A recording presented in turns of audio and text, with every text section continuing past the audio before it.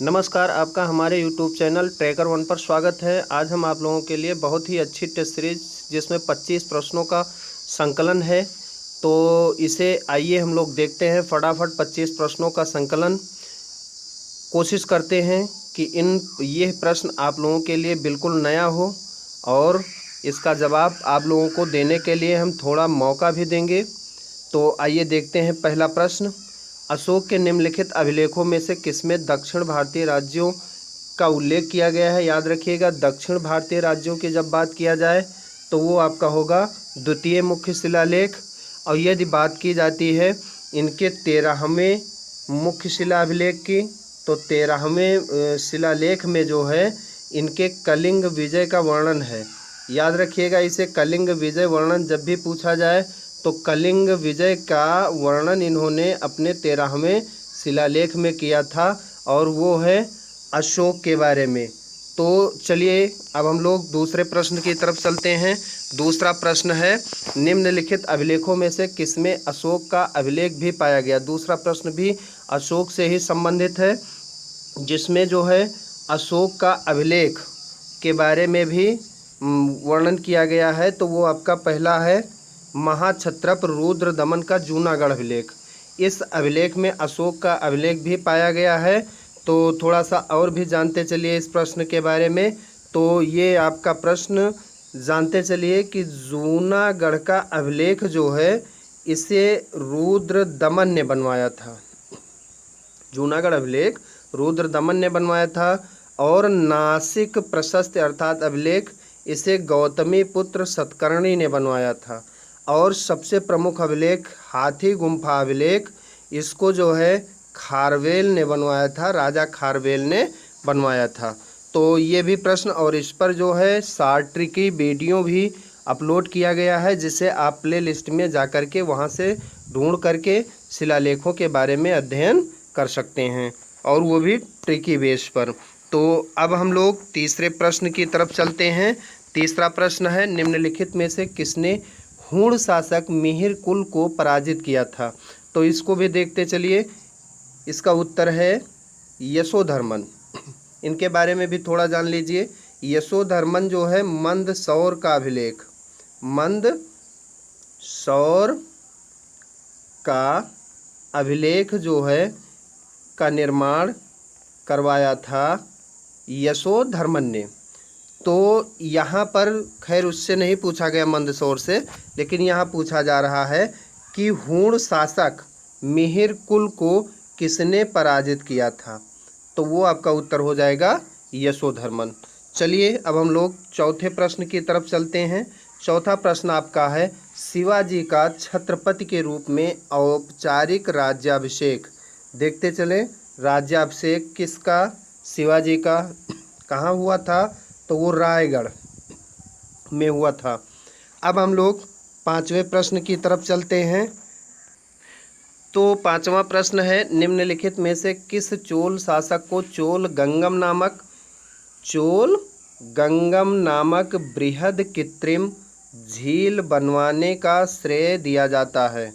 तो इसका उत्तर होगा बी, राजेंद्र। अब हम लोग छठे प्रश्न की तरफ चलते हैं। तो छठा प्रश्न बहुत ही लाजवाब प्रश्न है। दिल्ली का पुराना किला का वर्तमान स्वरूप का निर्माण किसने करवाया था? तो इसका उत्तर होगा शेरशाह सूरी। और बाकी ये बाबर जो है और अकबर, शाहजहां, ये सब मुगल वंश के हैं, जिसमें बाबर जो है ये संस्थापक है। किसका? मुगल वंश का संस्थापक है। बाबर भारत में कब आया? तो ये 1526 ईस्वी में आया भारत, और सर्वप्रथम ये पानीपत का युद्ध किया। पानीपत की लड़ाई जो है बाबर की ही है। और इसी क्रम में अब हम लोग सातवें प्रश्न की तरफ चलते हैं। सातवां प्रश्न आपका है, निम्नलिखित में से कौन poverty and un British rule in India का लेखक है? तो ये पुस्तक है, और इस पुस्तक के बारे में जानिए, कई बार एग्ज़ाम में पूछा जा चुका है ये प्रश्न। तो इसके लेखक हैं दादा भाई नौरोजी। तो दादा भाई नौरोजी के बारे में भी थोड़ा सा जानते चलिए। इन्हें ओल्ड मैन ऑफ इंडिया भी कहा जाता है। Old man of India, old man of India भी कहा जाता है, और हिंदी में इन्हें वृद्ध पितामह कहा जाता है। 8वां प्रश्न, अंग्रेजी ईस्ट इंडिया कंपनी द्वारा लड़े गए निम्नलिखित युद्धों में से कौन सा सर्वाधिक निर्णायक था? तो सर्वाधिक निर्णायक की यदि बात की जाए तो वो आपकी है बक्सर की लड़ाई, और बक्सर की लड़ाई जो लड़ी गई थी वो 1764 में लड़ी गई थी, और प्लासी की जो लड़ाई लड़ी गई थी वो 1757 में लड़ी गई थी। और इस 1757 की लड़ाई में यहाँ पर सिराजुद्दौला था, नवाब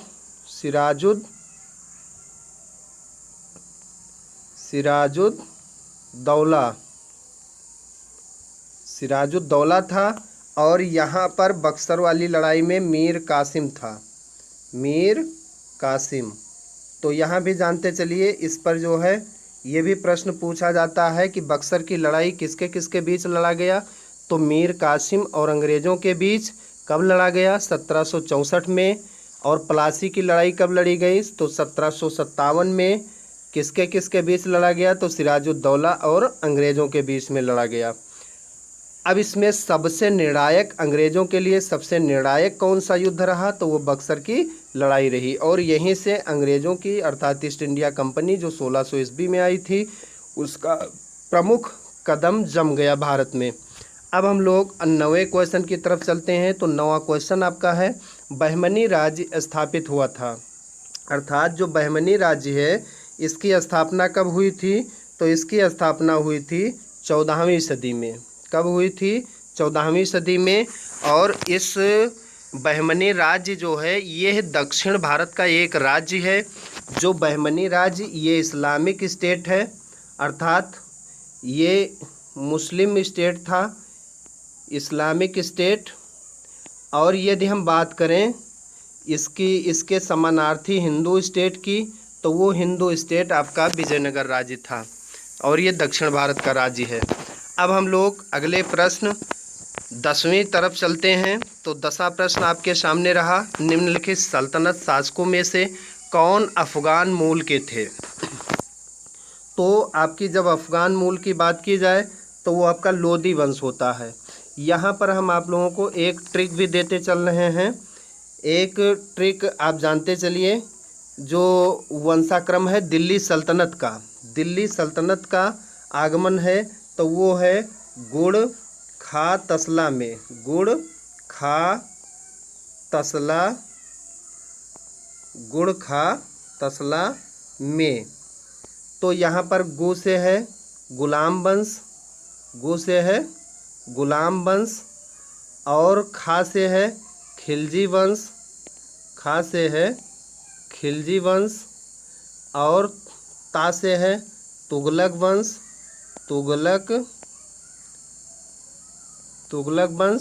और सा से है सैयद वंश, और ला से है लोदी वंश। और यहीं पर दिल्ली सल्तनत ख़त्म हो जाती है, और उसके बाद आ जाता है मुग़ल वंश। मुग़ल आ जाते हैं, अर्थात बाबर का आगमन हो जाता है। तो दिल्ली सल्तनत की यदि बात की जाए तो आपका पहला होगा गुलाम वंश। दिल्ली सल्तनत में पहला है गुलाम वंश, और दूसरा है खिलजी वंश, और तीसरा है तुगलक वंश, चौथा है सैयद वंश, पांचवा है लोदी वंश। अर्थात दिल्ली सल्तनत में 5 वंशों का शासन रहा। उसके बाद मुग़लों का काल प्रारंभ होता है।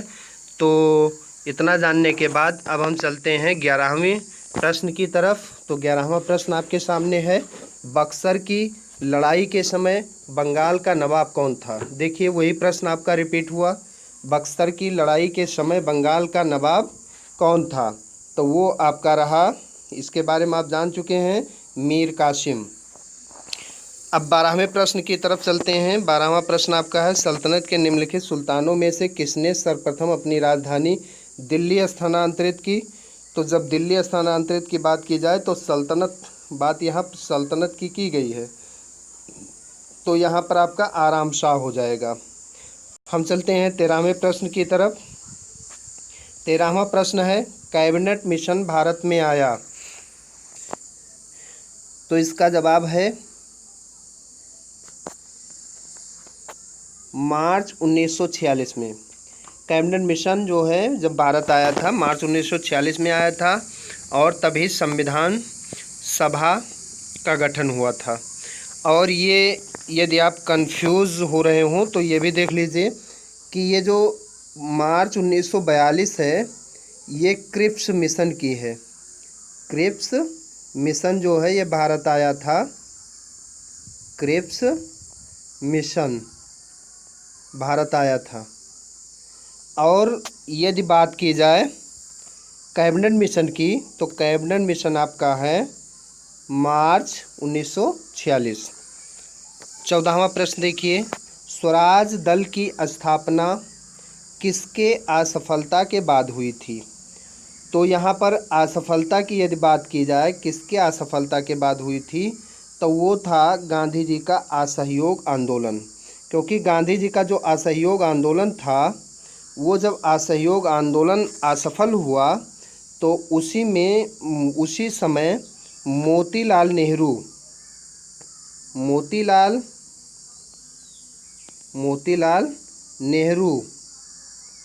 और चित्तरंजन दास,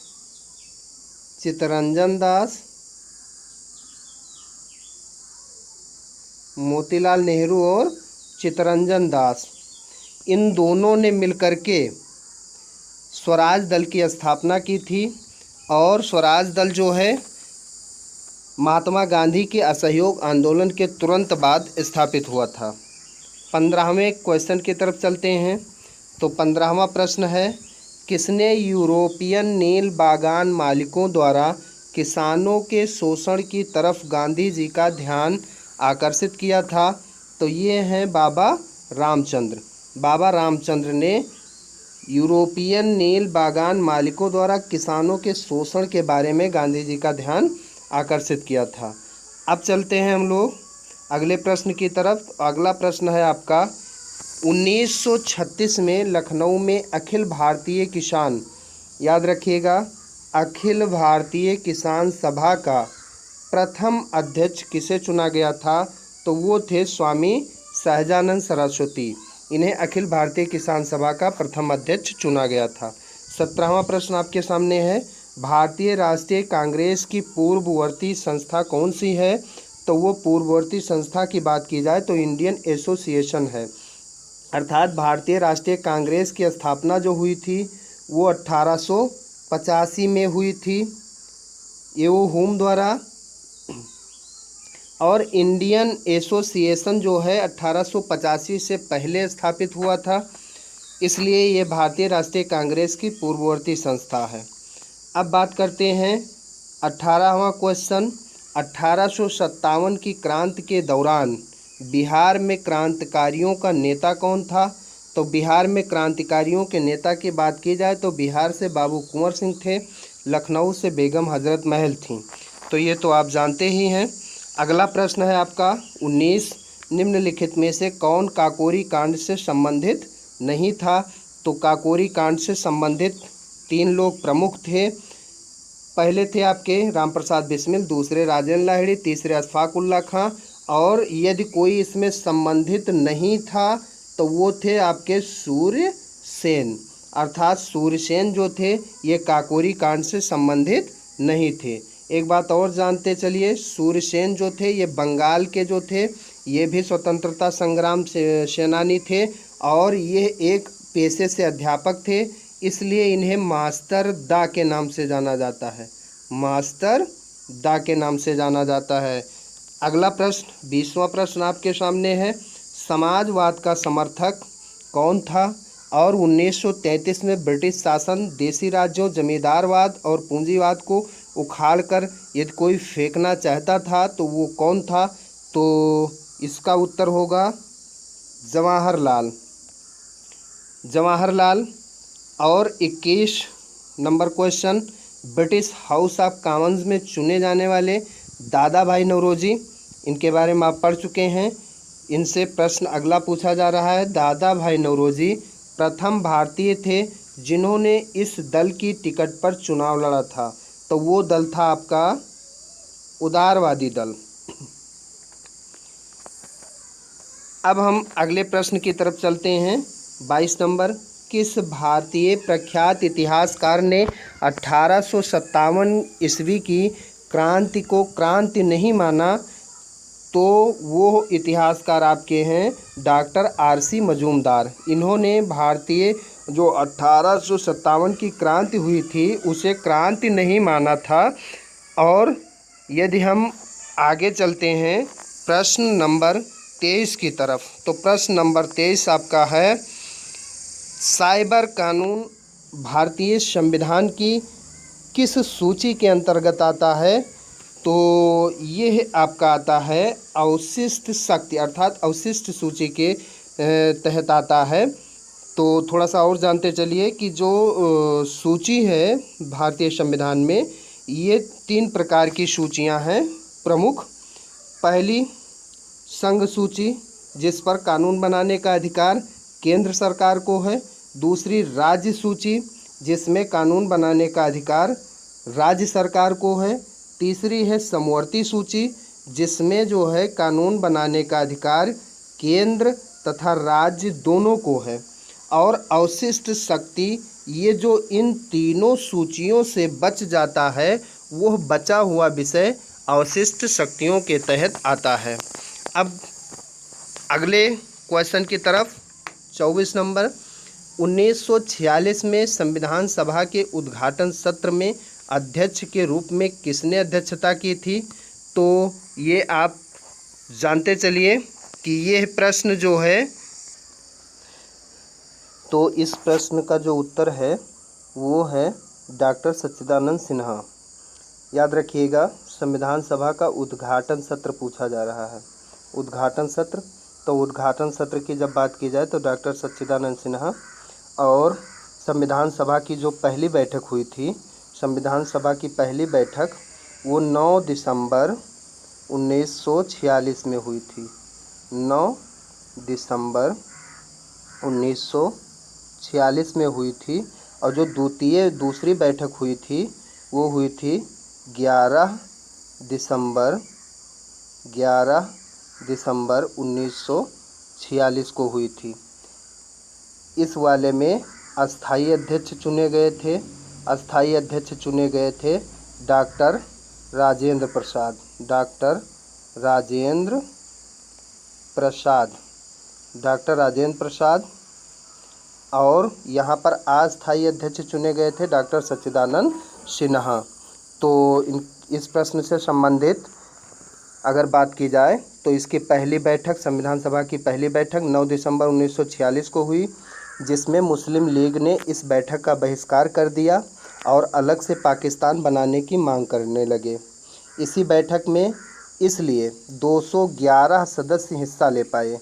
कुल 211 सदस्य हिस्सा ले पाए। और 211 सदस्य जो थे, इन लोगों के मतों के अनुसार निर्णय लिया गया, जिसमें फ्रांस की तरह ही इस सभा के सबसे वरिष्ठ सदस्य डॉक्टर सच्चिदानंद सिन्हा को ही अस्थायी अध्यक्ष चुन लिया गया। बाद में डॉक्टर राजेंद्र प्रसाद संविधान सभा के अस्थायी अध्यक्ष निर्वाचित हुए। और इसी से संबंधित एक प्रश्न और भी महत्वपूर्ण है, वो भी जानते चलिए। अध्यक्ष जो है डॉक्टर राजेंद्र प्रसाद चुने गए थे। और उपाध्यक्ष, संविधान सभा के उपाध्यक्ष की यदि बात की जाए तो उपाध्यक्ष भी जानते चलिए, पहले थे आपके बी टी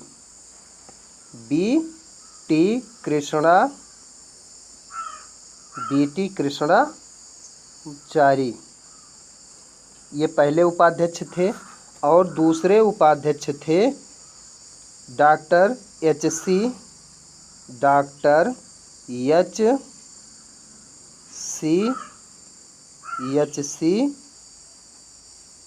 मुखर्जी।